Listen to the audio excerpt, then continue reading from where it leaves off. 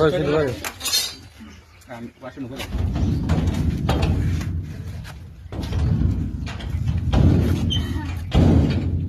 હાથો ઢાકો છે ને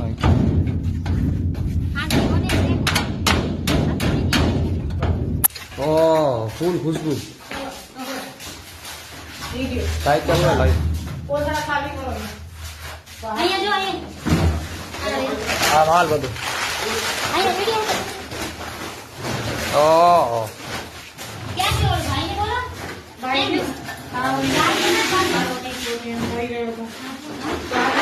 પેલો બધી હજી પાછળ પડ્યું જે છે બધું ખાલી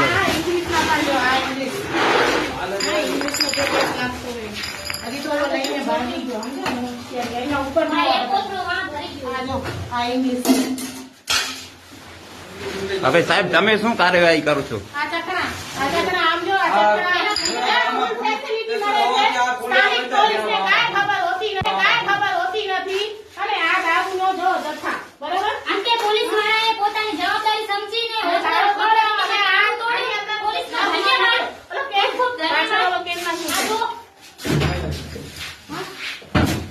ઉપર ક્યાં ગયા હશે? ઓલા ભાઈ ક્યાં ગયા છે? બહુ ઓલા તું વાત બોલે એને પકડો. ઈ દારૂ વેચે છે એને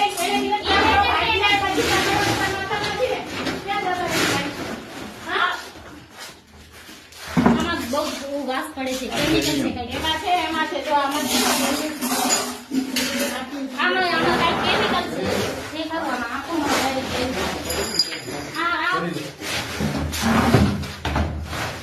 હજી એના ગામમાં બીજે હશે જ ને એના ઘરમાં બીજા લોકો આ તો એક જ ના અમને શંકા છે એટલે એને પકડાવ. આ તો બનેલો માલ છે કોરો છે શું કરશે વેચાઈને? ગણી નાખો આ જો અહીંયા હાલો બધી ફેસિલિટી મળે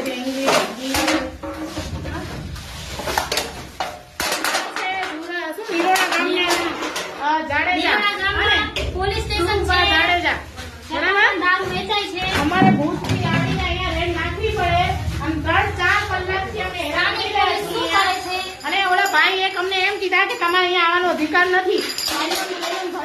કલાક સુધી હું મારા નાના બાળકને લઈને 2.5 કલાક સુધી અમે હેરાન થયા. સામે એ લોકો અમને એવી રીતે ચડી આવ્યા જાણે કે અમે અહીંયા કોઈ ક્રાઇમ કરી નાખ્યો છે.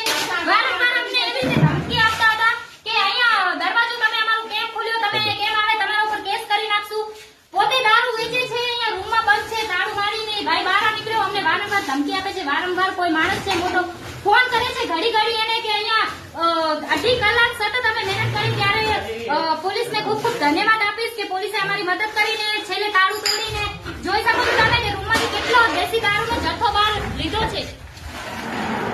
મીણા ગામમાં પોલીસ સ્ટેશન હોવા છતાં ફૂલ દારૂનું વેચાણ.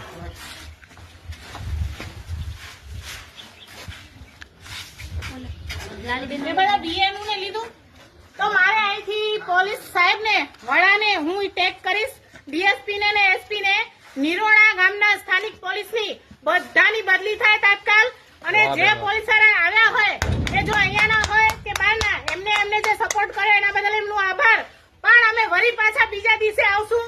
અને આ તો ખાલી એક જ ઘર છે, આંગણવાડીનો વિડીયો પણ પાડ્યો છે. અને આંગણવાડીની અંદર દારૂની થેલીઓ ફેંકેલી છે. જ્યાં જોવો ત્યાં આંગણવાડીની બાજુમાં દારૂના અડ્ડા હોય છે. ભાગી ગયા હતા ત્યારે